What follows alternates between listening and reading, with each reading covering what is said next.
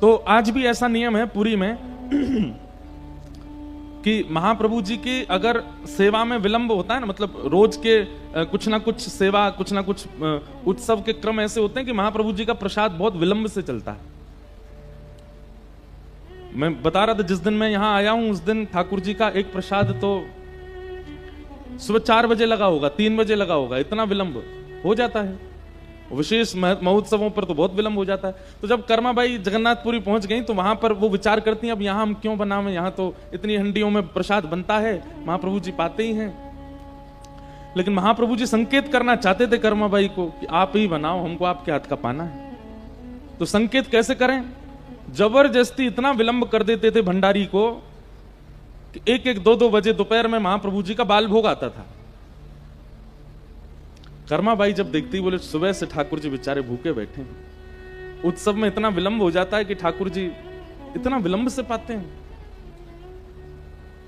तो कर्माबाई अपनी कुटिया में जाकर के सुबह सुबह जैसे ही पता चलती कपाट खुल गए उससे पहले ही उठ करके सुंदर सिद्ध करती खिचड़ी और ठाकुर जी का दूर से ही नील चक्र को दिखा करके आवाहन करती, बोले महाप्रभु जी बन गई है, आ जाओ। और जैसे ही आवाहन करती थी ना इतने में ही बगल की गली से ही मटकते भय मोटे से जगन्नाथ जी आ जाते थे और जल्दी आके बैठते। बलभद्र जी भी आते, सुभद्रा जी भी आते, प्रेम से पाते। जो क्रम कर्माबाई अपने घर पर कर रही थी वो क्रम पुरी में जाकर के किया, वहां भी महाप्रभु जी आते थे, वो कर्मा की खिचड़ी पाते थे।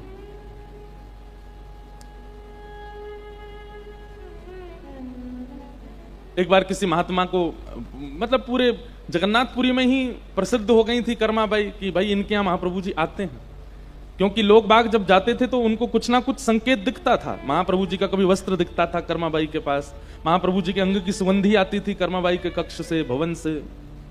तो लोगों को यह बात सिद्ध हो गई थी, पता चल गई थी कि महाप्रभु जी आते हैं। तो एक बड़े विद्वान महात्मा गए और वो जाकर के कर्माबाई से बोले ठाकुर जी आते हैं आपके यहां पर? बोले हाँ आते हैं सुबह। कैसे बनाती हो आप प्रसाद? बोले मैं तो ऐसे चूल्हा धर देती हूँ, उस पर मट्टी का बर्तन धर देती हूँ, ऐसे उसमें खिचड़ी चावल दाल ये सब डाल देती हूँ, ऐसा सब अपना रीति। अच्छा तुम सुबह उठ करके पहले स्नान आदि करके नाम जप नहीं करती? कर्माबाई बोली नहीं ये सब तो नहीं करती। तिलक स्वरूप नहीं लगाती? बोले नहीं नहीं ये तो नहीं करती। अब वो महात्मा बोले ओहो ठाकुर जी आ रहे हैं, ये तुम्हारे पूर्व का कोई प्रारब्ध है, नहीं तो जिस प्रकार से तुम कर रही हो इस प्रकार से तो ठाकुर जी को नहीं आना चाहिए। कर्मा ये तेरे पूर्व जन्म का प्रारब्ध है कि ठाकुर जी आ रहे हैं, जिस दिन वो प्रारब्ध पूरा हो गया फिर नहीं आएंगे ठाकुर जी। कर्माबाई डर गई, नहीं आएंगे ठाकुर जी? बोले नहीं। बोले क्या करना पड़ेगा? तो महात्मा ने लंबी चौड़ी लिस्ट बताई। 3 बजे उठो, उठ करके स्नान करो, फिर महोदधि जाओ, समुद्र में स्नान करो, फिर वापस आओ, आकर के फिर शुद्ध जल से स्नान करो, फिर उसके बाद ये नाम जप करो, इस दिशा में बैठ करके आसन लगा करके वहां पर बैठ करके थोड़ा ध्यान करो, फिर उसके बाद चंदन घिसो, चंदन घिस करके तिलक स्वरूप करो, 12 अंगों पर तिलक धारण करो, गले में कंठी माला पहन करके रहो, आदि आदि इतने नियम बता दिए। कर्माबाई सब लिखती गई, अच्छा ठीक है। अगले दिन सुबह सुबह कर्माबाई ने नियम शुरू किया और कर्माबाई का नियम चल रहा और ठाकुर जी द्वार पे बैठे, और द्वार पे बैठे बैठे कह मैया कितनी देर और लगेगी? बोले अभी रुक जाओ, अभी अभी अभी तो तिलक घिसना है, चंदन घिस रही हैं, उसके बाद फिर तिलक स्वरूप कर रही हैं, फिर उसके बाद नाम जप में बैठे ठाकुर जी बैठे। बोले मैया दर्शन के लिए जाना है, जल्दी करो ना। कर्माबाई बोली रुक जाओ, अभी अभी मेरे को करने दो। आज ठाकुर जी भूखे ही लौट गए, क्योंकि मंदिर में मंगला आरती होने लगी। ठाकुर जी दौड़े, ठाकुर जी मन में विचार करने लगे बलभद्र भैया जन कौन कर्मा को पूरा पाठ पढ़ा गया है, ये पहले जैसा कुछ कर ही नहीं रही है, अब ये क्या नियम में लग गई है? सुभद्रा जी बोली क्या नियम में लगी? ये सब नियम आपने ही वेदों में बताए, वही नियम कर रही है। बोले वो सब ठीक है, पहले से नियम में लग जाए तो नियम करे, पर कर्मा तो शुद्ध चित्त वाली है, कर्मा के तो हृदय में उत्सव चलता रहता है, उसके लिए इतनी आवश्यकता नहीं है, वो क्यों इतना विलंब करती है? आज भूखा रह गया मैं। अब तो रोज ठाकुर जी पहुंच जाएं और कर्मा का कोई ना कोई नियम ही रहता था। वो तो 12 बजे तक तो नियम ही चलता था कर्माबाई का, उनका नाम ही कर्मा इसलिए पड़ा। ठाकुर जी द्वार पे बैठे बैठे जल्दी कर्मा, मां जल्दी कर, वो बार बार जल्दी कर्मा बोलते थे, इसलिए उनका नाम कर्माबाई पड़ा। फिर अंत में एक दिन ठाकुर जी को गुस्सा आई, कर्माबाई के हाथ पकड़े, क्या कर रही हो ये? बोले मुझे सब पता है, मेरे प्रारब्धों की वजह से आते हो आप, और अगर मैं ये नियम नहीं करूंगी, नाम जप नहीं करूंगी, तिलक अनुष्ठान नहीं करूंगी, जिस दिन मेरा प्रारब्ध पूरा हो जाएगा आप नहीं आओगे। ठाकुर जी बोले ऐसा नहीं है कर्मा भाई, प्रारब्ध सांसारी जीवों के देखता हूं, जिनको संसार में रहना है, संसार के लिए रहना है, जिनको संसार, जिनकी प्रायोरिटी संसार है, वो जीने के लिए ही पृथ्वी पर आए हैं। उनको धन कमाना, संबंध निभाना, बड़े बड़ी श्रेष्ठताओं को प्राप्त करना, मूल रूप से जो संसार के लिए जीते हैं उनके प्रारब्ध देख करके मैं जाता हूं। पर तुम तो जीते मेरे लिए हो, तुम्हारा तो जीवन ही मेरे लिए है। ये कहां इन सब चीजों में फंस गए? छोड़ो ये सब। आप तो केवल जैसे आप पहले करती थी, कभी कभी बिना नहाए धोए भी बना देती थी, बना दिया करो, मैं आऊंगा रोज पाने। क्यों? क्योंकि कर्मा बाई के चित्त में उत्सव था। कर्मा बाई के पास व्यवस्था नहीं है, वो चित्त का उत्साह। और उत्साहित जब होता है ना व्यक्ति, तभी उत्सव होता है। फिर उसके बाद देह को स्नान की भी आवश्यकता नहीं है, उसका चित्त पवित्र है। एक बात कह दें, छोटा बालक होता है ना, उसमें से दुर्गंध नहीं आती ज्यादा। कभी आप उसको ऐसे गोद में लो, उसके माथा सूंघो, उसकी नाभि सूंघो, उसमें से दुर्गंध नहीं आती। क्यों? वो हमेशा उत्साहित रहता है, वो चिंतित नहीं रहता, वो प्रसन्न मुद्रा में रहता है, वो ज्यादा व्याकुल नहीं रहता। इसलिए उसका जो देह है वो सदैव सुगंधित रहता है। पर हम सबके अंग प्रत्यंग कहीं ना कहीं दुर्गंध युक्त क्यों हो जाते हैं? ये इस बात का प्रमाण है कि हमारे चित्त में उत्सव नहीं है। अगर चित्त उत्साहित हो जाए, बुद्धि उत्साहित हो जाए, अब संत जनों को देखो, आप हमारे वृंदावन के महापुरुषों को देखो, वो कोई इत्र नहीं लगाते, कोई उनमें से एक अलग ही सुगंध आती है। हमको तो समीप रहने का अनुभव मिलता है। उनका अंग स्पर्श करके देखेंगे तो ऐसा लगेगा कि मानो कोई नवजात बालक का जैसा अंग होता है ना, ऐसे अंग लगते हैं, ऐसे उनके गाल लगते हैं, ऐसे उनके अंग से सुगंधी आती है अनायासी। क्यों? उत्साहित रहते हैं। तो उत्सव का मतलब बहु व्यवस्था बाहर की नहीं, उत्सव का मतलब अंग की व्यवस्था, अंदर की व्यवस्था, अंदर का उत्साह। और ब्रजमंडल में कृष्ण जन्मोत्सव पर अरे ठाकुर जी हो गए, अब बाहर की व्यवस्था जमाने में नहीं लगे हैं लोग। ठाकुर जी के जन्म होते ही उत्सव प्रारंभ हो गया। सबके चित्त का उत्साह ही उत्सव को मनाता जा रहा है, आनंदित करता जा रहा है। सब नाच रहे हैं, गा रहे हैं, किसी को सोने का नहीं पता, किसी को भोजन का नहीं पता, किसी को जलपान का नहीं पता, बस नाच रहे हैं। यही तो उत्सव है। पर हम लोग ऐसा नहीं करते।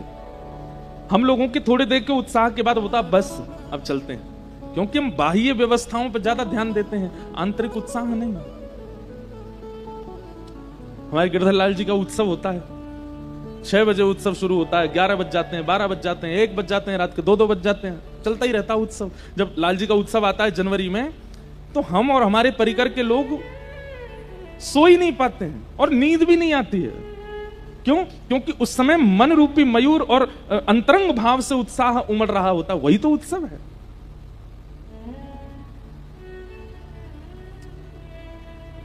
हमें जगन्नाथपुरी के महाप्रसाद में सबसे प्रिय है बाल भोग की खिचड़ी। आप में से किसी ने नहीं पाई हो तो अब जाइए तो पाइएगा। सुबह जो ठाकुर जी, वो कर्माबाई की खिचड़ी ही नाम पड़ गया उसका, ठाकुर जी पाते हैं प्रेम से। भक्तमाल जी में वर्णन है कि जब कर्माबाई प्रस्थान कर गई, मतलब अपनी लीला पूरी करके गई, तो महाप्रभु जगन्नाथ जी बहुत रोए। ठाकुर जी को देख के बलराम जी भी रोए, सुभद्रा जी भी रोई, तीनों रो रहे थे। सब ने जाकर के प्रार्थना की, महाप्रभु आप क्यों रो रहे हैं? तो ठाकुर जी ऐसे रो रो करके बोले हमारी मां चली गई, आज हमारी मां छोड़ के चली गई।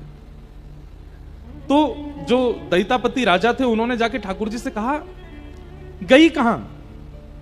वैकुंठी तो गई, आपके धाम ही गई है, फिर आप रो क्यों रहे हो? ये ठाकुर जी संशय प्रकट कर रहे हो आप मेरे चित्त में। अरे आपका भक्त वो पृथ्वी से प्रस्थान करके आपके धाम को ही जाता है, आपके पास ही जाता है, फिर आप रो क्यों रहे हो? जो वस्तु अब आपकी ही हो गई है, उसके लिए आप रो क्यों रहे हो?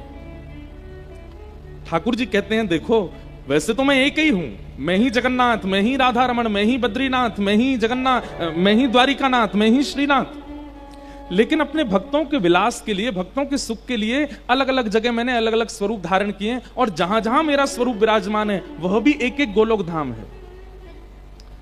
कर्माबाई जगन्नाथ रूपी गोलोक धाम को छोड़ करके अब नित्य गोलोक धाम चली गई है। तो नित्य गोलोक धाम में जो मेरा स्वरूप है वो तो आनंद कर रहा है, लेकिन जगन्नाथ का जो गोलोक धाम है वहां पर जो मेरा स्वरूप है, अब उसको खिचड़ी कौन खिलाएगा? हमारी मां चली गई, इसलिए रो रहे हैं। राजा नतमस्तक हो बोले, महाप्रभु आपकी लीला आप ही जान सकते हो और कोई नहीं जान सकता, ये आप ही समझ सकते हो। तब से महाप्रभु जी को नित्य खिचड़ी का भोग लगता है सुबह। ऐसे महाप्रभु जी उत्सव, जीवन उत्सव में बना लीजिए बंधुओं। बाह्य व्यवस्था की आवश्यकता नहीं होनी चाहिए ठाकुर जी के विलास के लिए, ठाकुर जी के सुख के लिए। अंतरंग भाव। कथा से हम करते क्या हैं? जैसे यहां पर ये गुब्बारे फुला फुला के लगाए हैं, लाइटें लगाई हैं, पुष्पों का श्रृंगार किया है, पंडाल को भीतर से सुंदर बनाया है। कथा भी एक प्रकार की मन की सुंदरता बनाने वाली व्यवस्था है। कीर्तन के माध्यम से, श्लोकों के माध्यम से, प्रवचन के माध्यम से, भावों के माध्यम से, कथाओं के माध्यम से, भक्त चरित्रों के माध्यम से चित्त में उत्सव की व्यवस्था करना कथा है, ताकि चित्त में व्यवस्था बने तो ठाकुर जी का उत्सव मने। कथा के बाद भी कई लोग विचलित रहते हैं, कथा सुनने के बाद भी कई लोग परेशान रहते हैं, कथा सुनने के बाद भी कई लोगों के संशय खत्म नहीं होते हैं, जिज्ञासाएं पूरी नहीं होती हैं, प्रश्न पूरे नहीं होते हैं। इसका मतलब क्या है? गुब्बारे फुला के लगाए तो थे लेकिन हवा निकल गई सबकी, कुछ हो नहीं पाया। लाइटें लगाई तो थी लेकिन वोल्टेज कम हो गए, भीतर प्रकाश नहीं हो रहा। पुष्प लगाए तो थे लेकिन सब मुरझा गए। कथा श्रवण के बाद जिज्ञासा लेके देखो, मैं जिज्ञासाओं का उत्तर देने की मना नहीं करता, मुझसे लोग पूछते हैं मैं बताता हूं, लेकिन मैं एक बात कहता हूं, कथा का स्वरूप कैसा है कि जिज्ञासा आपने प्रकट की, लेकिन कथा सुनते सुनते अपने आप जिज्ञासा का समाधान हो गया। और या फिर दूसरी बात कहें, जिज्ञासा सोच के बैठे थे लेकिन कथा प्रारंभ होते ही भूल गए जिज्ञासा ही क्या थी, अब याद नहीं है। अब जो व्यवस्था अवस्था श्रवण की है उसी में ही आनंद है। हम जब कथा प्रारंभ किए थे, हम अपने गुरुजी की जान खा जाते थे, इतना पूछता था मैं, ये क्यों है, ऐसा क्यों है, ये बात क्यों है, ठाकुर जी ने ऐसा क्यों किया, रुक्मणी जी ने ऐसी बात क्यों कह दी, किशोरी जी ने ऐसा क्यों किया, नंद बाबा का ये स्वभाव क्यों था, कंस ऐसा क्यों करता था। हमारे गुरुजी बोलते, भाई तुम इतनी जिज्ञासा करते हो। हम अपने गुरुजी को रात में 12 बजे फोन कर देते थे, कुछ याद आ जाता था, गुरुजी भीष्म पितामह ने अपनी स्तुति में ये बात क्यों कही। गुरुजी कहे, भाई रात के 12 बजे हैं। मैंने कहा जब तक समाधान नहीं मिले नींद नहीं आएगी। एक दिन हमारे गुरुजी लेकर के बैठे, बोले तुम आज तक हमसे हजारों प्रश्न कर चुके हो, तुम्हारी जिज्ञासा ही पूरी नहीं होती। मैंने कहा कोई बुराई है क्या, मुझसे भी तो लोग पूछते हैं। तो हमारे गुरुजी ने एक बात कही कि तुम भागवत जी को ग्रंथ मानते हो, इसलिए तुम्हारी जिज्ञासाएं अधूरी रहती हैं। कृष्ण है, ये साक्षात कृष्ण है, ये कथा नहीं है, ये शब्द नहीं है, ये एक प्रवचन नहीं है, ये साक्षात कृष्ण का अनुभव कर रहे हैं हम। वक्ता के मुख से निकलने वाले शब्द भगवान के रोए हैं, भगवान के हस्तकमल हैं, चरण हैं, नेत्र हैं, कान हैं, नासिका है, अधर हैं, केश हैं, मुकुट है, पीतांबरी है। इस भावना से कथा कहोगे कि मैं कृष्ण का ही वर्णन कर रहा हूं और मैं कृष्ण को ही पढ़ रहा हूं, अपने आप चिंतन करते ही तुम्हें अपनी शंका का समाधान होने लगेगा। और ये मैंने फिर अनुभव किया, कई प्रश्नों के अपने आप प्रत्युत्तर मिलने लगे जब से ये भावना रखी कि तेनेयम वांगमयी मूर्ति, ये प्रत्यक्ष कृष्ण है। कथा का हमें तो ऐसा लगता है, प्रवचन का, कथा का, सत्संग का यह रूप है कि यहां उपस्थित होने वाले व्यक्ति की जिज्ञासाएं समाप्त हो जाती हैं, उसका कोई प्रश्न नहीं रह जाता। फिर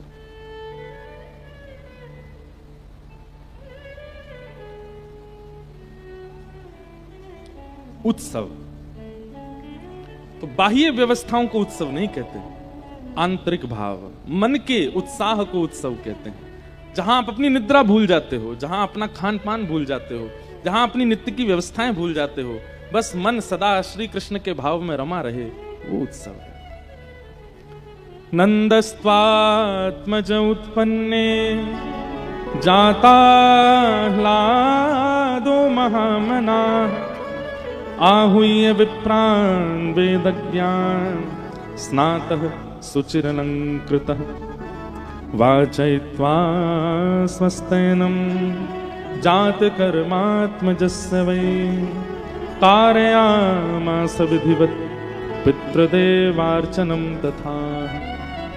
नंद बाबा के आत्मज उत्पन्न भयो है। आओ अब ब्रज की लीला में प्रवेश करते हैं। नंद बाबा के लाला भयो है। आत्मा वही जायते पुत्र, पुत्र किसको कहते हैं? पिता की आत्मा ही पुत्र बनकर के आती। कई बार बंधुओं ऐसा होता है कि पिता के दुर्गुण युक्त होकर के पुत्र आता है। कई बार पिता भले ही दुर्गुण युक्त था, लेकिन उसमें जो थोड़े सद्गुण थे, उन सद्गुणों से युक्त होकर के पुत्र आता है। यह बात निश्चित है कि पुत्र में कहीं ना कोई गुण या अवगुण पिता का आता है। इसलिए पिता बनने की स्थिति में जब आप आने लगते हैं तो थोड़ा संभल जाया कीजिए, क्योंकि आपकी विचारधारा, आपकी क्रिया, आपका स्वभाव, आपके भाव, वो सब आपके पुत्र में आएंगे, पुत्री में आएंगे। आप कहेंगे हिरण्यकश्यप तो महादुष्ट था, फिर प्रहलाद कैसे हो गया, उनके परम भागवत भक्त कैसे हो गए? कई ग्रंथों में इसका प्रमाण दिया गया है कि हिरण्यकश्यप ने गर्भाधान से पूर्व भगवान का 108 बार नाम लिया था, और ये क्रिया उनकी पत्नी ने ही उनसे करवाई थी। तो भगवत स्मरण के द्वारा भले 108 बार स्मरण किया, वह स्मरण रूप ही पुत्र के रूप में प्रहलाद बना, पर पिता की आत्मा पुत्र रूप में आती है, यह बात निश्चित है। नंद बाबा बड़े प्रसन्न हैं। जैसे ही पतो चली कि लाला भयो है, सबसे पहले नंद बाबा यमुना जी पर गए। यमुना जी में स्नान कियो, यमुना जी में स्नान करने के बाद दूध से अभिषेक कियो, पुष्प अर्पित किए, श्री यमुना महारानी को प्रणाम कियो, हे यमुना मैया आपकी कृपा से ही लाला भयो है। फिर दूसरा नंद बाबा दौड़ करके ब्राह्मणों के पास गए। अभी लाला को देखने नहीं गए, सीधे ब्राह्मणों से जाकर के वंदन किया। बोले आप सब विप्रों की कृपा से लाला भयो है, भैया आप सबसे प्रार्थना, सब घर चलो, स्वस्ति वाचन करो, आप सब लाला को पहले आशीर्वाद दो, फिर कोई और आशीर्वाद देखो। सब ब्राह्मणों के पास गए, और फिर तीसरा नंद बाबा गौशाला गए और गैयान को जाकर के नतमस्तक किया। सब गैयान के खुरन की रज इकट्ठी करी। यमुना जी, विप्र और गौ तीनों को प्रणाम करने के बाद तब नंद बाबा गए नंद भवन। नंद भवन पहुंचे हैं, नंद रानी यशोदा मैया अपनी गोद में लाला को लेकर के बैठी हैं। बहुत सुंदर भाव है, सुनना। नंद बाबा के नेत्र सजल हो गए नेक्स्ट से लाला को देख करके। जैसे ही गोद में पधराए, 1 वर्ष तक ठाकुर जी का नामकरण नहीं हुआ था, तो पूरे ब्रजमंडल में सब लाला को नीलमणि बोलते थे। क्या बोलते थे? नीलमणि।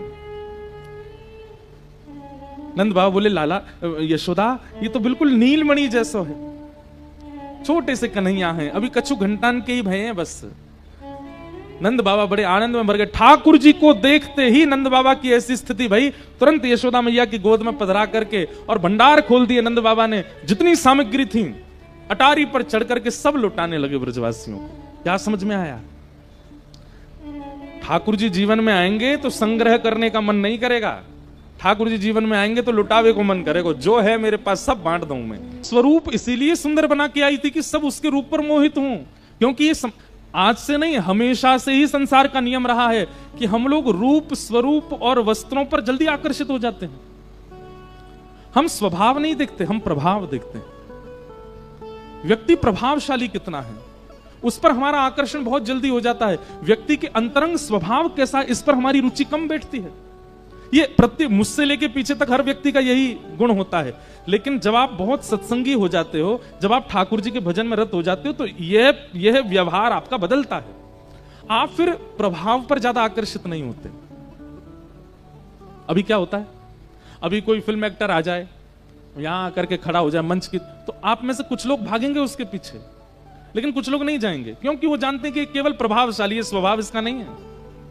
लेकिन यहां पर अभी इसी वक्त आपको खबर पड़ जाए कि राउल केला में चौक में कहीं पर साक्षात जयदेव महाप्रभु प्रकट हो गए हैं, साक्षात गीत गोविंद के रचयिता महाप्रभु आ गए हैं, क्या होगा? आप सब तो भागोगे, मैं भी भागूंगा। अरे भैया कथा ने बाद में सुनाएंगे, चलो पहले उनके दर्शन करें। क्यों?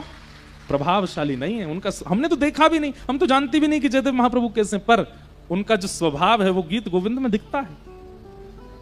स्वभाव के प्रति आकर्षण ये सत्संग प्रारंभ कराता है, प्रभाव नहीं।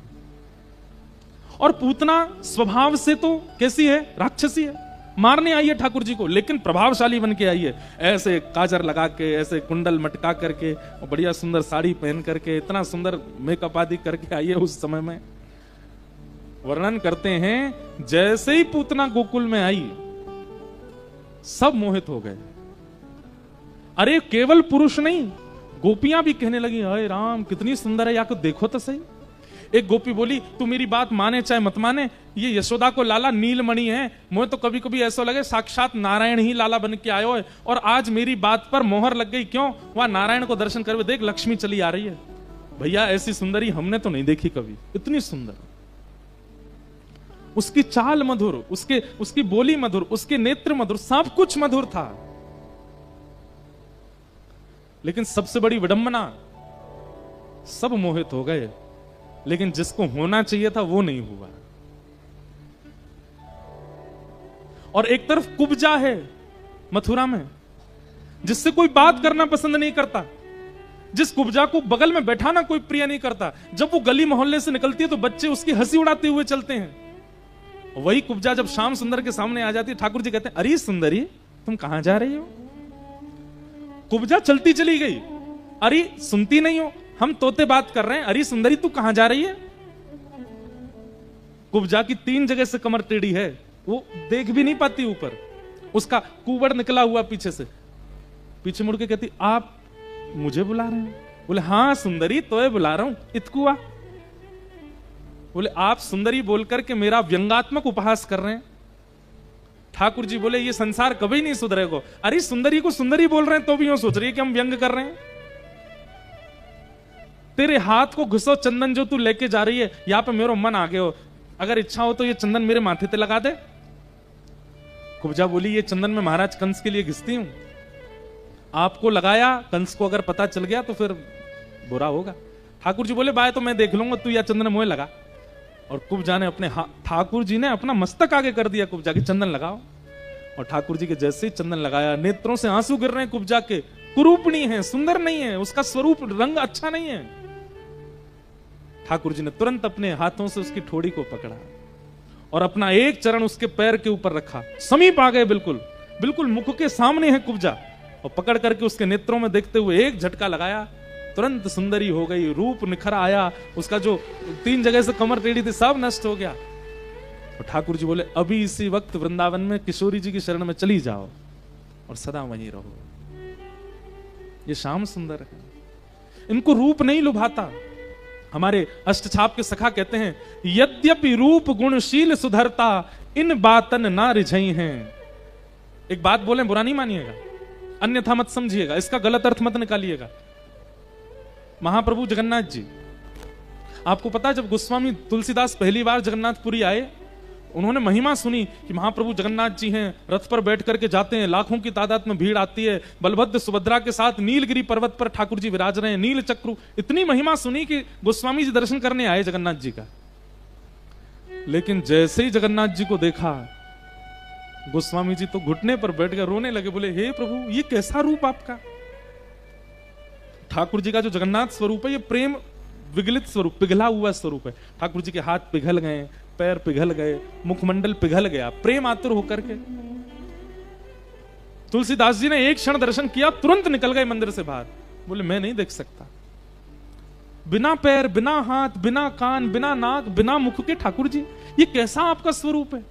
हम आपके रूप का वर्णन करते हैं, अधरम मधुरम, वदनम मधुरम, हसितम मधुरम, चलितम मधुरम, मधुराधिपते रखिलम मधुरम, और यहां आप कैसे रूप में बैठे हो।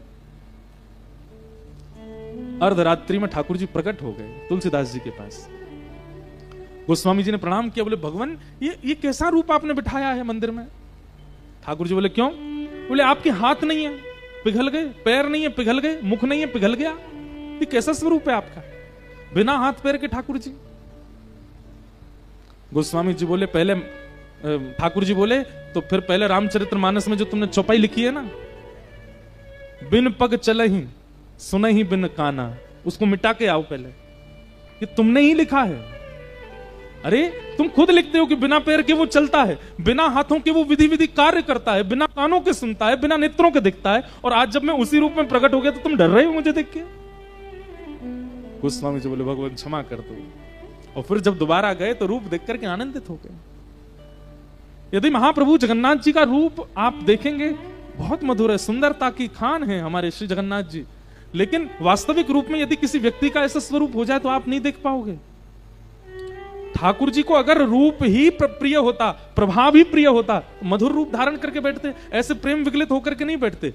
जगन्नाथ महाप्रभु हम सबको मानो संकेत कर रहे हैं मुझे रिझावे के काजे अगर स्वरूप अच्छा होना हो तो मैं बहुत अच्छा बन के बैठा होता, लेकिन मैं ही प्रेम विगलित होके बैठा हूं। इस बात से प्रमाणित होता है कि मुझे स्वरूप नहीं प्रिय है। यद्यपि रूप गुणशील सुधरता, इन बातन ना रिझई हैं, प्रियतम प्रीत ही सो पई हैं। वो तो प्रेम से ही मिलते हैं। पूतना आई, सब रीझ गए उस पर। अरे क्या बताएं, नंद भवन के बाहर भीड़ लग गई कि कब वापस निकल के आवे, हम फिर उसको देखें। नंद भवन में जैसी पहुंची, यशोदा मैया रीझ गई और रीझ करके कही, अरे बहन लाला को आशीष देवे आई। बोले हाँ। तुरंत ठाकुर जी को पलना से उठाया, बोले लो लाला को गोद में लो। जैसे ही मैया ने ठाकुर जी गोद में दिए, कितना बड़ा सौभाग्य है पूतना का कि साक्षात परमात्मा को अपनी गोद में ले रही है, साक्षात श्याम सुंदर उसकी गोद में आए। लेकिन कितना बड़ा दुर्भाग्य है, इतने पास आकर के भी ठाकुर जी ने अपने नेत्र बंद किए और ऊपर से हाथ और रख लिए, कहीं इस पूतना को हमें देखना ना पड़े। क्यों? क्योंकि आवरण चढ़ा करके आई। मुखौटे वाले लोग ठाकुर जी को अच्छे नहीं लगते। आप लोग समझ रहे हैं मुखौटा किसे कहते हैं? जो हैं कुछ पर दिखाते हैं कुछ, इसी को पाखंड भी कहते हैं। वो ठाकुर जी को प्रिय नहीं बिल्कुल भी। ठाकुर जी बोले, मैंने रावण देखो, मैंने ताड़िका देखी, मैंने कुंभकर्ण देखा, और अभी मैं अघासुर, बकासुर, धेनुकासुर, केसी, कंस सबको देखूंगा, लेकिन तुझे नहीं देखूंगा। क्यों? क्योंकि ये सब राक्षस रूप हैं और राक्षस रूप में मेरे सामने आए हैं। लेकिन तू राक्षसी होकर के भी सुंदरी बन के आई है, तू राक्षसी होकर के भी इतना सुंदर रूप धारण करके आई है, अपना रूप बदल करके आई। इसलिए ठाकुर जी ने नहीं देखा। भैया हरि जी में जैसो तैसो तेरा, हरि जी में जैसो तैसो, मैं जैसा हूं मैं आपका, इसमें कोई अंतर नहीं, कोई परिवर्तन नहीं करना चाहिए। नहीं तो पूतना की तरह ठाकुर जी हो सकता है कि हमें भी ना देखें। पूतना रूप बदल करके आई, ठाकुर जी को गोद में लेकर के जैसे पयोधर पान कराना शुरू किया, भगवान ने उसके विष को पिया, और विष को पीते हुए जैसे ही गाढ़म कराभ्याम भगवान प्रपिड्यत प्राणै शमम रोष शमन वितो पिबत, ठाकुर जी ने जैसे ही प्राण पीने शुरू किए पूतना के, सा मुंच मुंचाल मित प्रभाषणी, ठाकुर जी को पकड़ करके खींचने लगी। अरे बालक छोड़, अरे बालक छोड़, अरे बालक छोड़। ठाकुर जी तो इतने कस के उसका दुग्ध पान कर रहे हैं, प्राणों को पीने लगे। अपने वास्तविक रूप में जैसे ही पूतना आई, विशाल राक्षसी रूप धारण करके नंद भवन के पीछे गिर पड़ी और पूतना का वध हो गया। बोलो पूतना मर्दन गोपाल की। भगवान ने पूतना का वध किया। सब ब्रजवासियों को पता चला कि भैया इतनी जोर की आवाज आई, दौड़ करके जाके देखा तो पूतना मरी पड़ी है। भगवान को खोजा तो ठाकुर जी उसके ऊपर ही पयोधर पर लेटे हुए मिले।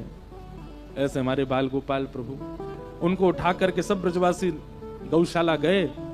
गौमूत्रेण स्नापित्वा पुनर्गौरज सार्भकम, गौमूत्र से स्नान कराया, गौरज को अंगों पर लगाया और ठाकुर जी को मधुर आनंद कराया। ऐसी प्रथम राक्षसी पूतना आई। इस पूतना से सावधान रहना है। भगवान पूतना को कौन सी गति प्रदान करते हैं? तो कहते हैं पूतना लोक बालग्नि राक्षसी रुधिरासना जिघांक्षयापि हरे स्तनम दत्वाप सदगतिम। भगवान ने वो गति प्रदान की जो मां यशोदा को प्राप्त होनी चाहिए। कंबा दयालुम शरणम ब्रजेम। एक बात कहें आपको, हमारे ब्रज भाव में ठाकुर जी के प्रति सहचरी भाव रखने का विधान कहते हैं कि ठाकुर जी के सामने सखी बन के जाओ, सहचरी भाव से रहो, गोपी भाव से रहो। लेकिन यदि किसी के चित्त में ठाकुर जी के प्रति सहचरी भाव प्रकट ना हो रहा हो, सखी भाव, तो जबरदस्ती मत करना। तो फिर दूसरा भाव है क्या? वात्सल्य भाव, जैसे यशोदा जी का है ठाकुर जी के प्रति, वो भी ठाकुर जी को बहुत प्रिय लगता है। जैसे एक मां अपने लाला को लाड़ लड़ाती है, जैसे मां अपने बालक की सेवा में रहती है, वैसे सेवा करो ठाकुर जी की, वो ठाकुर जी को प्रिय है। हमारे गोसाई श्री विठलनाथ जी एक दिन ठाकुर जी का दूध भोग लगा रहे थे, तो जैसे ही पर्दा किया तो ठाकुर जी सचल हो जाते थे, श्रीनाथ जी, तो सचल होकर के उनकी गोद में बैठ जाते थे गोसाई विठलनाथ जी की में, और कहते अब मोए पिबाओ। तो गोसाई विठलनाथ जी ऐसे पात्र में दूध लेते कटोरी में और फिर उसको ऐसे घुमा घुमा के ठंडा करते, ठंडा करके फिर ठाकुर जी के अधर से लगाते, ठाकुर जी पीते। एक दिन ठाकुर जी ने एक लीला करी। कैसी लीला? जैसे पर्दा किया दर्शनार्थियों के आगे, सोई ठाकुर जी ऐसे रहते थे, सहज हो गए, सहज होकर उतर के आए, गुसाई जी की गोद में बैठ गए। गुसाई जी बोले जजे दूध पियो। लो दूध लेकर के थोड़ा ठंडो सो करके जैसे ही मुख में पधरायो, ठाकुर जी ने मुंह पीछे कर लियो। ताबे हो जेजे आनंद ना आ रो, या में मीठो कम पड़ो है, नेक और मीठो डाल के लाओ, या में मीठो ना है। अच्छा एक बात तो पक्की है, हमारे ब्रज के ठाकुर जी को इतना मीठा प्रिय है कि होठ चिपक जाए, इतना मीठा पीते हैं। अब बात तो भैया मीठे चीनी गुड़ खांड की नहीं है, ठाकुर जी को प्रेम का मीठा चाहिए, बहुत भाव से बनाया गया वो बहुत मीठा लगता है। उसका द्योतक ठाकुर जी हमें बताते हैं। बोले इतनी मीठी सामग्री क्यों? ठाकुर जी मानो संकेत कर रहे हैं, बोले मुझे प्रेम युक्त होकर के पवाओ, मुझे मीठा प्रिय है। बरस रहे हैं क्या ऊपर से? तभी तो गिरिराज जी उठाएंगे आज, लेकिन इतने नहीं बरस जाएं कि हम सब रे डूब जाएं। आज नौका विहार भी जल क्रीड़ा होगी ना, तो अपने आप ही सब व्यवस्था कर रहे हैं ठाकुर। हमने बहुत अनुभव किया। देखो आपको हम कोई बड़ी बात नहीं कह रहे, पर कथा जब मन से होती है ना और मन से कराई जाती है तो प्रकृति वैसा भाव प्रकट करने लगती है जैसी लीला होती है। आज ठाकुर जी का नौका विहार जल क्रीड़ा है अपने आप ही, और कथा में गिरिराज धारण लीला है, तो इंद्र पहले ही बरस रहे हैं। बोले हम बरस जाएं तभी तो धारण करेंगे। आहा। गुसाई जी से बोले ठाकुर जी मीठो कम है, या में मिला के लाओ। गुसाई जी ने फिर से ठाकुर जी को खड़ा किया, फिर ऐसे खड़े हो गए श्रीनाथ जी, दर्शन खोल दिए, रसोई घर गए, दूसरा दूध औटाया, उसमें थोड़ी और खांड डाली, फिर से सिद्ध करके लाए, पर्दा कियो, ठाकुर जी फिर से गोद में बैठ गए, दूध लेकर के फूंक मारे वहां में। फिर ठाकुर जी मैं भी मारूंगा फूंक, मोह दो। फिर ठाकुर जी के पास लेके आमे, तो ऐसे फूंक मारे कि दूध उड़ के गुसाई जी के मुंह पे ही जावे। ऐसे खेलते हैं ठाकुर जी गुसाई जी के साथ। बड़ी लीलाएं की हैं हमारे श्रीनाथ जी ने वृंदावन में, गोवर्धन में। जय जय ऐसा ना खेलो करें, चलो पियो। जैसे मुख लगा के पीने लगे, गुसाई जी बोले अब ठीक है, अब बहुत मीठो है गो, अब मुझे अच्छो ना लग रहा, अब ये ज्यादा मीठो है गो, दोबारा बना के लाओ। गुसाई जी बोले इनके नाटक नहीं खत्म होते हैं। फिर से खड़े किए, ठाकुर जी दर्शन खोले गए। अब की बार गुसाई जी ने क्या किया, दूध अलग लाए और खांड अलग लाए, और संग में चम्मच और ले आए। ठाकुर जी को गोद में बैठा के दूध रख दी और खांड रख दी, बोले लो अपने आप मिलाओ पी लो। तो ठाकुर जी के नेत्रों में आंसू आ गए। अरे जे रोकाई को रहे हो? बोले तुम मोकू लाला मान के सेवा करो, तुम मेरे प्रति लाला भाव रखो, वात्सल्य भाव, और लाला पे कोई चीनी मिलानी आवे हैं? कभी कोई मैया अपने बालक से कहे कि तू चीनी मिला के दूध पी ले, मुंह पे ना आवे। बालक तो अपनी मैया के अधीन रहे, मैं कैसे अगर तुम ये बात मानना हो कि मुंह पे चीनी मिलानी आवे, तो मैं अपनी भ्रगुटी टेढ़ी करके प्रलय भी कर सकूं, फिर मैं परमात्मा बन जाऊंगा। लेकिन तुम्हारा भाव मेरे प्रति लाला को है, तो फिर लाला मान के मेरी सेवा करो। तो भैया अगर किसी के चित्त में, इधर देखो, यहां देखो, यहां देखो, सुनो, ज्यादा से ज्यादा भीगोगे, पिघलोगे नहीं, और कुछ नहीं होगा। आज भीगे ही जाए, ऐसा रह जाए, तभी तो आनंद आवे। एक बार हमारी यहीं उड़ीसा में कथा थी, बरगढ़ है, बरगढ़, जो भी है नाम, वहां पे भी ऐसे ही महाप्रभु जी विराज रहे थे पीछे। इतनी बारिश हुई, पूरे पंडाल में पानी नहीं, व्यास मंच पे ही गिरा ऊपर से, और महाप्रभु जगन्नाथ जी, दो ही लोग भीग रहे थे, मैं और महाप्रभु जी। तो पूरी छतरी लेके 2-2.5 घंटा कथा की थी हमने, बहुत आनंद आया था। तो हम क्या भाव कह रहे थे, अगर ठाकुर जी के प्रति गोपी भाव नहीं बनता, सहचरी भाव नहीं बनता, सखी भाव नहीं, क्योंकि कई लोग इसका उपहास करने लगते हैं। महाराज जी आप भी क्या यूं बोलते हो, सखी बन जाएं ठाकुर जी के लिए? कई लोगों को ये उपहासजनक लगती है बात। तो इसलिए कहीं सखी भाव नहीं उत्पन्न हो रहा है तो जबरदस्ती मत करो। फिर कि हजारों पंडा पुजारी इनको पकड़ के उठाते हैं तो भी नहीं उठते, ये लेट और जाते कभी कभी उनके ऊपर, 2-4 नीचे दब गए और खूब प्रसन्न होते हैं, वाह, कभी यूं गिरेंगे, कभी ऐसे गिरेंगे, कभी इनके ऊपर। ये क्यों करते हैं ऐसे चटक मटक? ठाकुर जी आनंद करते हैं। तो कहते हैं पुजारी लोग फिर इनको थोड़ी बहुत मीठी मीठी उड़िया में गारी सुनाते हैं। बोले उठ जाओ, अब क्या सुनाते, ये तो हम तो ब्रज के हैं, ब्रज की गारी दे सकें। और कहते हैं जैसे ही गारी देते हैं सुई हल्के हो जाते हैं, और फिर कहते अब चलो, अब लेके चलो। ये रथ यात्रा जो पुरी में होती है, ये रास है उड़ीसा का, ये रास बिहार है ठाकुर जी का। इतनी लाखों गोपियां आगे पीछे और मध्य में श्री श्याम सुंदर रथ में विराजमान होकर रास करते हैं।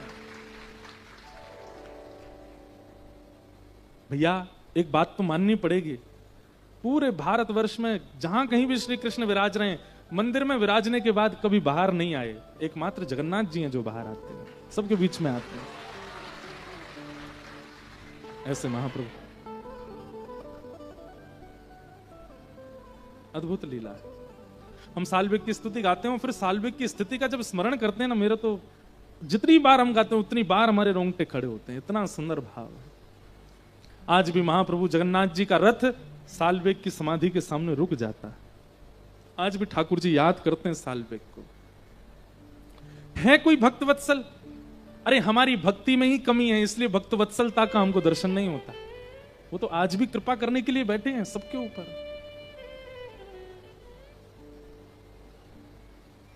महाप्रभु जी ने रथ रोक दिया अपना और आज्ञा कर दी, बोले जब तक साल्वेग नहीं आएगा, चाहे लाखों लोग खड़े हों खींच रहे हों, रथ आगे नहीं बढ़ेगा। और जब साल्वेग आए, वो भी एक स्थिति है कि अपने जीवन में पहली बार महाप्रभु जगन्नाथ जी का दर्शन साल्वेग ने किया तब।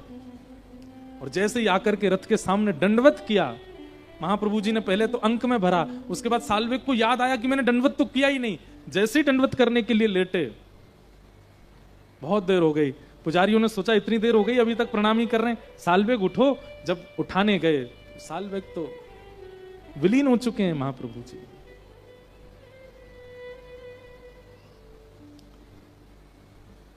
तो रथ यात्रा जो उड़ीसा में होती है ना, ये 15-20 दिन का उत्सव, ये महारास है उड़ीसा का। हमने आज तक रथ यात्रा का दर्शन नहीं किया है, डिजिटली किया है, प्रत्यक्ष उपस्थित होके तो अभी तक। इस बार हम ठाकुर जी से बहुत प्रार्थना कर रहे हैं, कथाओं का क्रम बहुत है, लेकिन निवेदन किया है ठाकुर जी से, रथ गुंडीचा जाता है उस समय तो कथा है, पर जब ठाकुर जी क्या पाहुनी है, आपको सबको पता है, वापस लौटते हैं, उसमें एक दिन का समय है, तो संभव तो मैं पहुंचूंगा महाप्रभु जी को एक बार रथ में तो देखें। नंदी घोष रथ में महाप्रभु जी विराजमान होते हैं, और क्या अद्भुत दर्शन देते हुए पूरे सबको, जो अंदर नहीं आ पाया उसको बाहर मिलने आते हैं ठाकुर जी, सबको देखते हैं। तो ये तो चटक मटक ब्रज में नहीं है, ये तो आपके पुरी में भी चटक मटक ही बैठे हैं। क्या बढ़िया दाल भात रोज पाते हैं। ठाकुर जी धीरे धीरे 3 वर्ष के हो गए। गोपियां सब ठाकुर जी की शिकायतें ले लेकर के यशोदा मैया के पास आती। मैया ने एक दिन सब गोपी डांटी, बोले तुम पे और कोई काम नहीं है, पूरे दिन मेरे लाला की शिकायत करती रहो, रंगे हाथ पकड़ो तो मानूंगी। लेकिन ठाकुर जी रंगे हाथ पकड़ में ही नहीं आते किसी गोपी के। वास्तव में बंधुओं, यहां पर शुकाचार्य जी वर्णन करते हैं गोपियों का कि वत्सान मुंचन क्वचित समय क्रोश संजात हास स्तेयं स्वादद्दधिपयः कल्पितैस्तेययोगैः मर्कान् भोक्षन् विभजति सचेन्नात्रिभाण्डं विनत्ति द्रव्यालाभे सग्रह कुपितो यात्युपक्रोशतो कान्। गोपियां सब ठाकुर जी के शिकायतें ले लेकर के यशोदा मैया के पास जाती हैं, पर ये शिकायतें करने तो जाती हैं, पर एक अद्भुत लीला है, श्री शुकाचार्य जी वर्णन करते हैं, ये गोपियां जानबूझ करके दही निकालती हैं और ऐसी जगह रखती हैं कि श्याम सुंदर चोरी कर सकें। जब छीके पर हंडी टांगती हैं तो रस्सी को बार बार ढीला करती हैं, तो बाकी सखी पूछती हैं, हेरी जब ऊंची करी दी है तो फिर नीचे क्या कर रही है, छोटो है लाला, हाथ कैसे पहुंचे को, अच्छा तू चाहे नहीं गलती तो नहीं कर गई मोते, अभी ऊपर करूं, फिर ऊपर करके चली जाए, फिर जब सखी चली जाए फिर आगे बाद ढीलो कर जाए।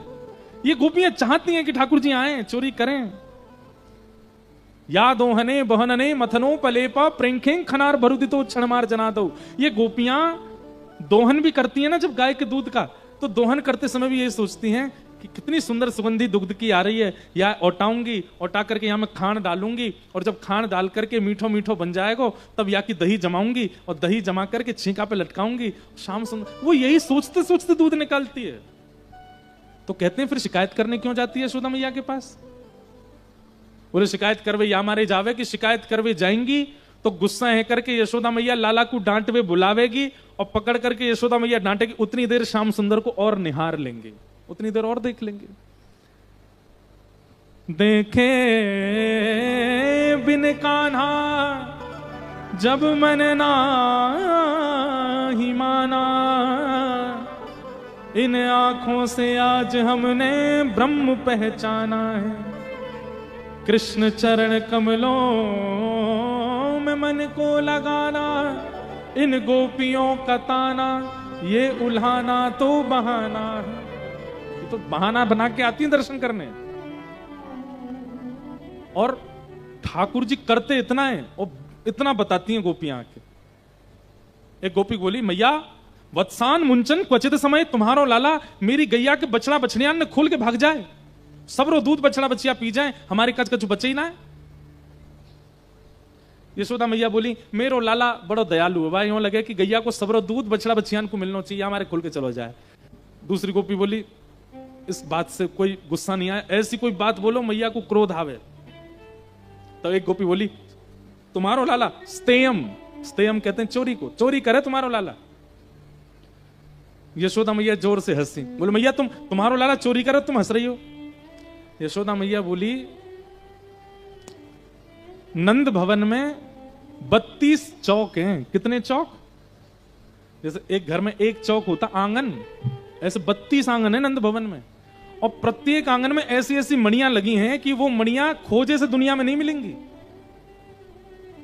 32 चौक के आंगन में मेरो लाला लोट खावे। कहा कमी है वाक्य का, तुम्हारे घर आके चोरी करेगो? अरे ना मैया, हम रत्नन की चोरी की बात ना कर रही, तो काय की दधी पय, दही दूध मक्खन की चोरी करे। मैया और जोर से हंसी, गोपी को पकड़ के ले गई। जे कहा है? गोपी बोली, ये तो कुआं है, झांक के देख काय को कुआं है। बोले मैया ये तो दोहरो दोहरो से कुछ लग रहा, दोहरो कहते हैं सफेद को ब्रज भाषा में।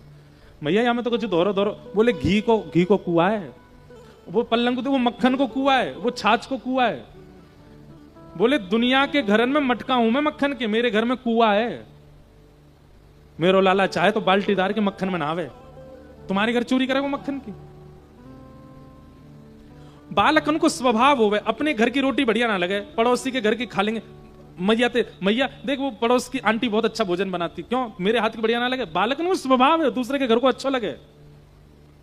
ने काद मक्खन खा लिया, तुम शिकायत कर भी आई हो घर पे।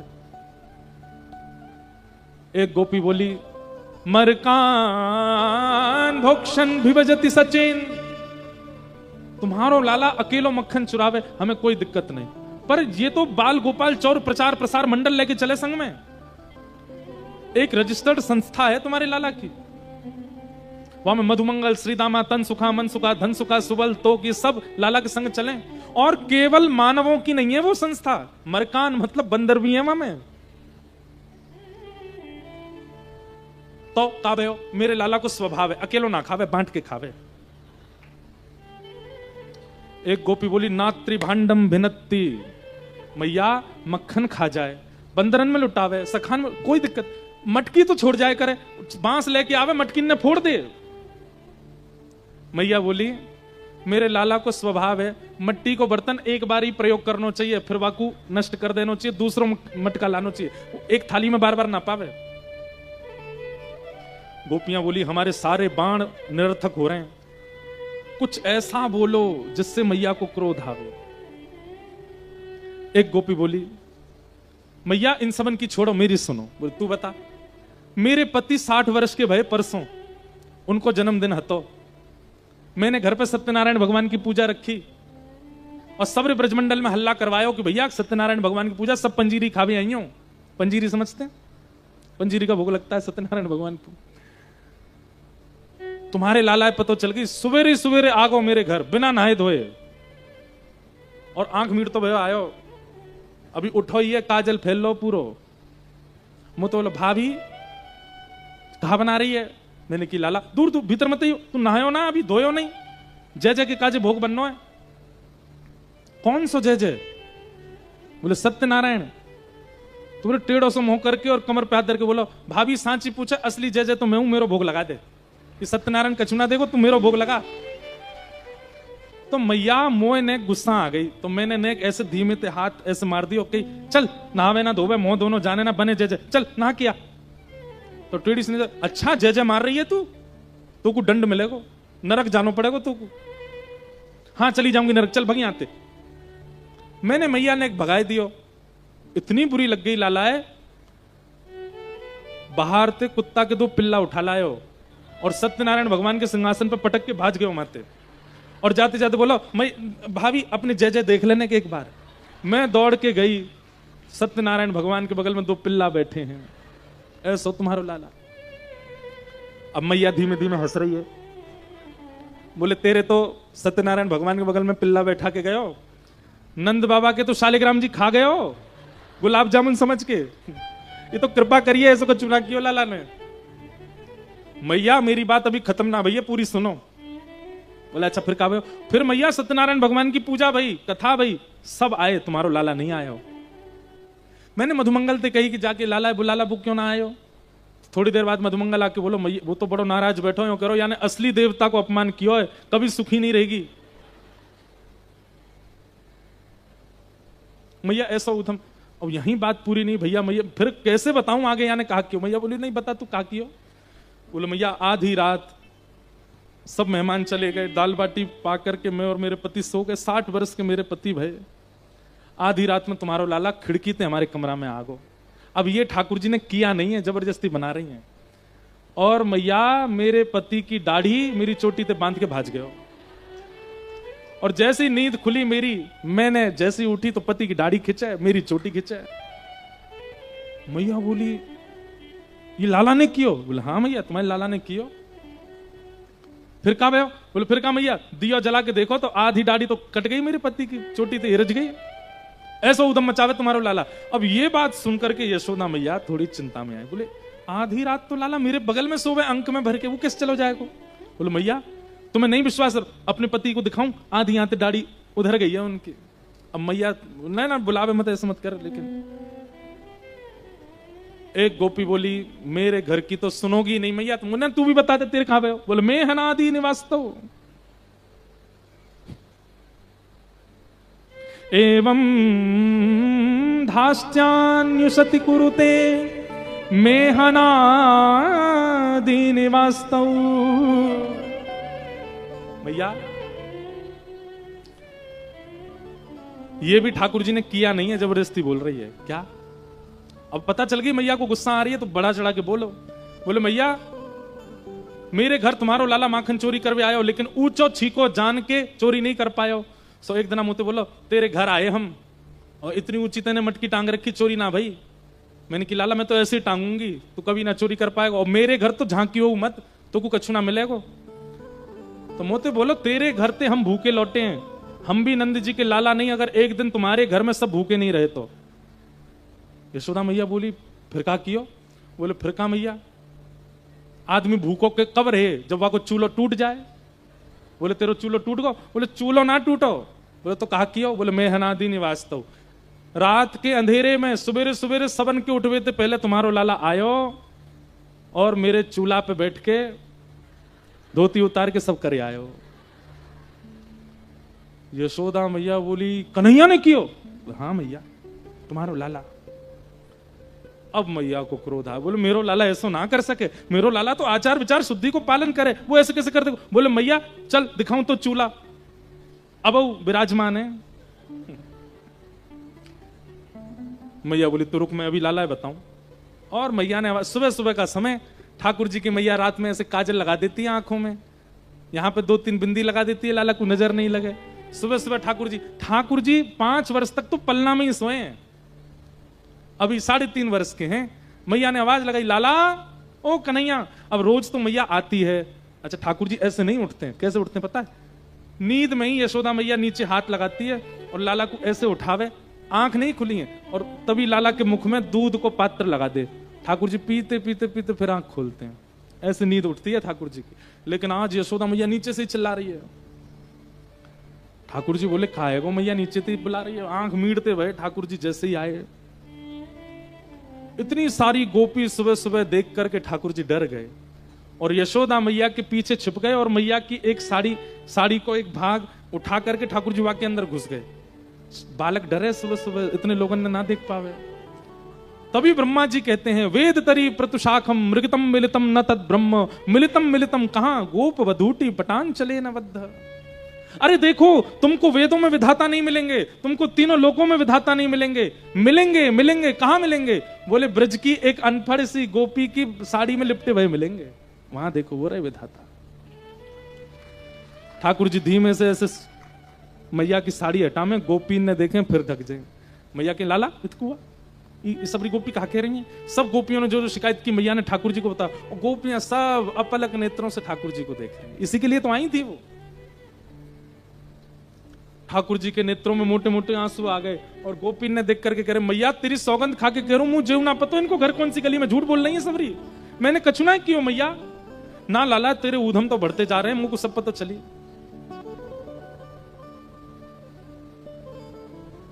जब गोपियों के सामने बहुत डांट दिया मैया ने, तो आज ठाकुर जी नीचे नजर करके और रोए रोए से हो गए। गोपियां बोली मैया अब मत कहो कछु। नहीं नहीं, तुम या तो शिकायत लेके आए मत करो, और जब मैं डांटे करूं तो फिर रोके मत करो। मैया अब है गई ना, बहुत है गई, अब मत करो ना, अब मत कहो कछु लाला थे। लेकिन आज मैया तो डांट रोके ही नहीं रही है, इतना सुना रही है, इतना सुना रही है। इतने में ठाकुर जी ने मैया को हाथ छोड़ो, रुक जा मैया। और कहां गए? ठाकुर जी गा रहे हैं मैं नहीं माखन खायो मैया मोरी, मैं नहीं दही चुरायो, मैं नहीं माखन खायो मैया मोरी, मैं नहीं दही चुरायो। तू जननी मन की अति भोरी, तू जननी मन की अति भोरी, कहाँ पति लग आयो, कहाँ पति लग आयो। मैया मेरी मैया है ना तू, जैसे मैं भोरा वैसे तू भोरी। ठाकुर जी की बात सुनो, बड़ा कहे कि लाला तेरे माता पिता भोरे या हमारे तू भोलो, ये तो समझ में भी आती है। ठाकुर जी कह रहे हैं मैया तू या हमारे भोली है क्योंकि मैं भोला हूं ना, मैं हूं भोला हूं या हमारे तू भोली। इन गोपियन की बात में आ गई है मैया, तू मुझको इतना डांट रही है। सुबह होती तेरी गैया ने चरावे जाऊं, पूरे दिन गैया चरा के लाऊं, रात में दूध निकाल के तू और तू दाऊ दादा बाबा प्रेम ते पियो, मेरा परिश्रम ना दिखे तुम्हें, डांट रही है मुझे आज।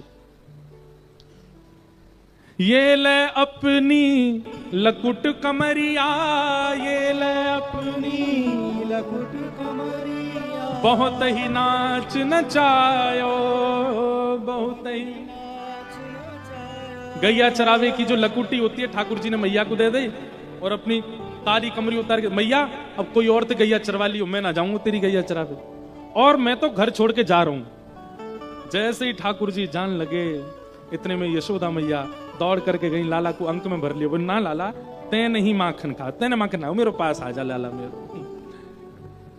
और सब गोपियों को भगा दिया मैया ने। ऐसे ठाकुर जी बाल लीला करते हैं। बोलो बाल कृष्ण लाल की। एक पूरी 7 दिन की कथा तो केवल ठाकुर जी की बाल लीलाओं पे ही हो सकती है, इतनी लीलाएं ठाकुर जी की। दूध चोरी लीला अलग है, माखन चोरी अलग है, दही चोरी अलग है, एक फूटकार लीला अलग है। फूटकार लीला कैसी है? एक गोपी के यहां गए ठाकुर जी, दूध रखो माने अधोटो दूध, सोई ठाकुर जी ने वहां ऐसे बांस से छिद्र कियो, दूध जैसी गिरन लगो, ओक लगा करके ठाकुर जी पी गए। इतने में ही गोपी आ गई डंडा लेके, और जैसे ही डंडा लेके ठाकुर जी के ऊपर आक्रमण करवे आई, ठाकुर जी ने सबरो दूध अपने मुंह में भर लियो। गोपी बोली रुक जा, अब मेरे पकड़ में आगो तो लेके चलूं मैया के पास। ठाकुर जी बोले गोपी बोली कहा बात है? बोले नीचे बैठ। जैसे गोपी नीचे बैठी, सोई बा के मुंह पे फू करके सबरी फूटकार पूरा दूध फेंक करके ठाकुर जी भाज गए माते। कुम्मन दास जी उसका वर्णन करते हैं, इतनी सुंदर लीला ठाकुर जी की। फूटकार लीला, दूध चोरी लीला, दही चोरी लीला, माखन चोरी लीला, ये सब ठाकुर जी ने करी हैं। सबको हम प्रणाम मात्र करते हैं। भैया 8:45 हो गए, हम तो अभी गोवर्धन ही नहीं पहुंचे। मैया ने लाला को उखल से बांध दियो। एक दिन 2 वृक्ष गिर गए, यशोदा मैया ने जैसी देखी तो मन बना लियो कि अब हम यहां नहीं रहेंगे, और सब ब्रजवासी गोकुल से वृंदावन चले गए। वृंदावन में जाकर के विविध लीलाएं की। अवसर मिलेगा तो कल उसका विस्तार हम करेंगे। सब लीलाओं को करते हुए ठाकुर जी एक दिन आए तो देखी सब जगह 56 भोग बन रहे हैं। आज बंधुओं ठाकुर जी की नौका विहार लीला भी है, और वहीं ठाकुर जी के नौका विहार का दर्शन होगा।